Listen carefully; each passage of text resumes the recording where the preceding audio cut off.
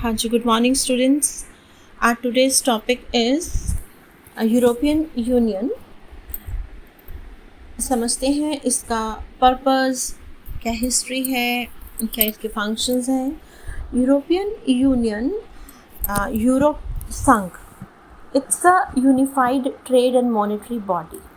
ठीक है, ये एकीकृत व्यापार और वित्तीय संस्था बन गई है। संस्था कहें या संगठन कहें, ठीक है। तो व्यापार के लिए, और साथ ही क्यों सिग्निफिकेंट है और क्यों डिफरेंट है ये दूसरे यूनियन से, क्योंकि इसमें मॉनेटरी यूनिफिकेशन भी है, मॉनेटरी बॉडी भी है ये।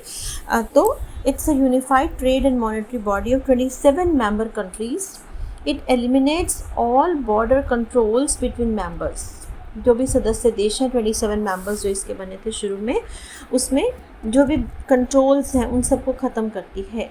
Open border allows free flow of goods and people, के वस्तुएं आसानी से व्यापार के द्वारा एक जगह से दूसरी जगह भेजी और मंगाई जा सकती हैं, और लोगों को भी like in India you move from one state to another state without any passport, without any visa, without any restrictions. तो सिमिलरली अब जो यूरोपियन कंट्रीज़ हैं वो आपस में इस तरीके से लोग आ जा सकते हैं। There may be police checks based on police information and experience that are not equivalent to border checks. वैसे ही जिस तरीके से हम आते जाते हैं तो कहीं टोल टैक्स है, कहीं पुलिस वेरिफिकेशन है, बस इतना सा रिस्ट्रिक्शन है। अदरवाइज 27 मेंबर कंट्रीज जो यूरोपियन यूनियन के हैं, the people are free to move and the commodities are also free to move. Any product manufactured in one EU country can be sold to any other member without tariff or duties. तो किसी भी प्रकार के कोई tariff या non tariff barriers नहीं है, ठीक है। तो इस तरीके से जैसे कि जो लोग हैं जो सर्विसेज प्रोवाइड करते हैं, जैसे कि लॉ की, मेडिसिन की, टूरिज़्म की, बैंकिंग की, इंश्योरेंस की, तो वो एक देश में रहते हुए दूसरे देश में अपना नौकरी कर सकते हैं। जैसे बहुत से लोग हैं जो फ्रांस में रह रहे हैं, बॉर्डर क्रॉस करके रोज़ वो जर्मनी अपनी जॉब करने जाते हैं, या एक कंट्री से दूसरी कंट्री यूरोपियन यूनियन के जो मेंबर हैं जा सकते हैं, ठीक है। तो एक तरह से यूरोपियन यूनियन वन कंट्री की तरह हो गया, अपनी पॉलिटिकल और इकोनॉमिक इंडिपेंडेंस को मेंटेन करते हुए, ठीक है। लेकिन जो मेंबर नेशंस हैं वो एक कंट्री की तरह, एक नेशन, एक यूनियन की तरह काम कर रही हैं, इसलिए एक इसकी सेपरेट करेंसी भी बनाई गई है। पर्पस, द EU जो है यूरोपियन यूनियन, उसका मेन ऑब्जेक्टिव क्या है? To be more competitive in the global marketplace. तो छोटे छोटे कंट्रीज़ हैं, उन कंट्रीज़ को मिला के जब एक यूरोपियन यूनियन बना तो वो वर्ल्ड के साथ एक अपना बार्गेनिंग पावर को स्ट्रॉन्ग कर सकते हैं, एक वन यूनियन की तरह काम कर सकते हैं। And it must balance the needs of its independent fiscal and political members. लेकिन मतलब डबल टास्क हो गया EU का। एक तो पूरा EU की जो कंट्रीज़ हैं उनका आपस में फ्री ट्रेड होगा, पीपल आ जा सकते हैं, mobility of goods and people increased, ठीक है। और दूसरा, पूरा EU वर्ल्ड के साथ एक यूनियन की तरह ट्रेड कर सकता है। But at the same time it is important कि हर देश की अपनी इकोनॉमिक इंटीग्रिटी, पॉलिटिकल इंटीग्रिटी, यानी कि राजनैतिक और आर्थिक और सामाजिक जो स्वतंत्रता है वो भी बनी रहेगी। इट्स 27 मेंबर कंट्रीज़ कौन कौन से हैं, लिस्ट देख लेते हैं। Austria, Belgium, Bulgaria, Croatia, Cyprus, Czechoslovakia, Denmark, Estonia, Finland, France, Germany, Greece, Hungary, Ireland, Italy, Lithuania, Lithuania, Luxembourg, Malta, Netherlands, Poland, पुर्तगाल, Romania, Slovakia, Slovenia, Spain and Sweden, ठीक है। इसमें से आपका UK जो है वो बाहर हो चुका है। हाउ इट इज़ गवर्न, अब ये काम कैसे इसकी चलता, ऑर्गेनाइजेशनल स्ट्रक्चर देख लेते हैं। 3 बॉडीज़ रन द EU की, यानी कि 3 पार्ट्स में बांटा गया है। EU काउंसिल जो नेशनल गवर्नमेंट्स को रिप्रेजेंट करती है। The parliament is elected by the people, ठीक है।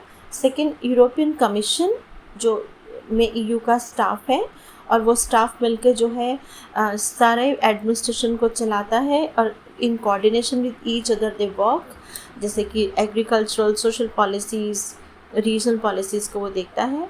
और almost contribution of 120 billion euros a year from member states fund the EU, ठीक है।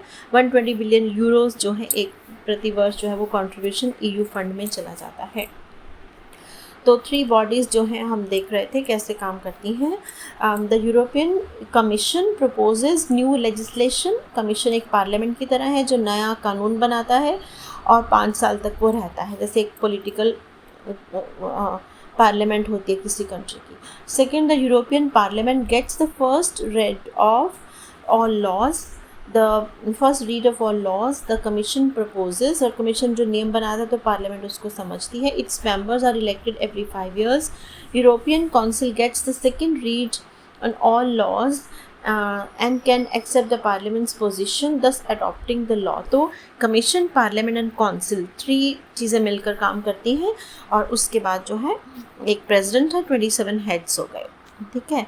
तो ऑलमोस्ट हर मेंबर्स का इक्वल रोल है। यूरो करेंसी है। अब करेंसी पे देख लेते हैं। Euro, EURO, euro is the common currency for EU area.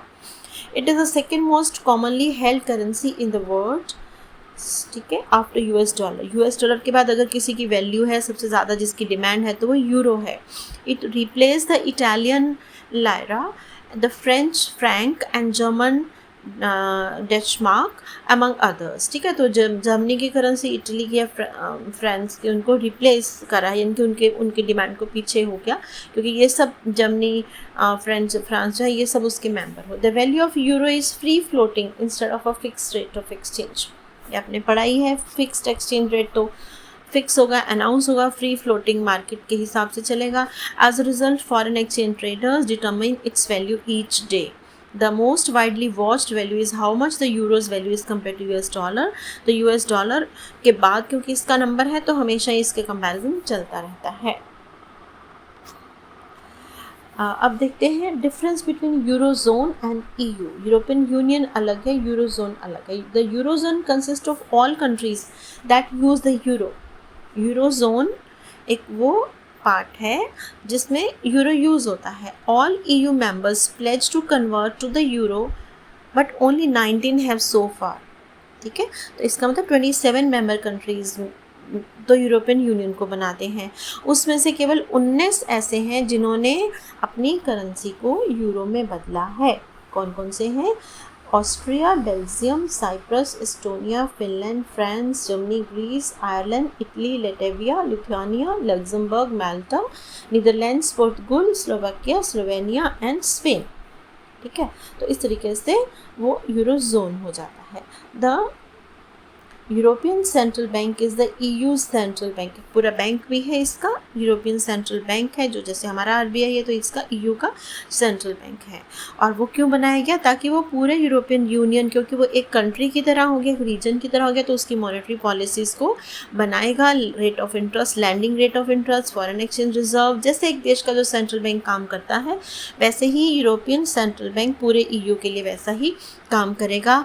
Stability लाना है, इन्फ्लेशन को कंट्रोल करना है, मनी सप्लाई को कंट्रोल करना है, मॉनेटरी पॉलिसी बनानी है, rate of interest, landing rates, boring rates देखने हैं, फॉरेन एक्सचेंज रिजर्व्स, तो सारे फंक्शंस जो है वो करता है।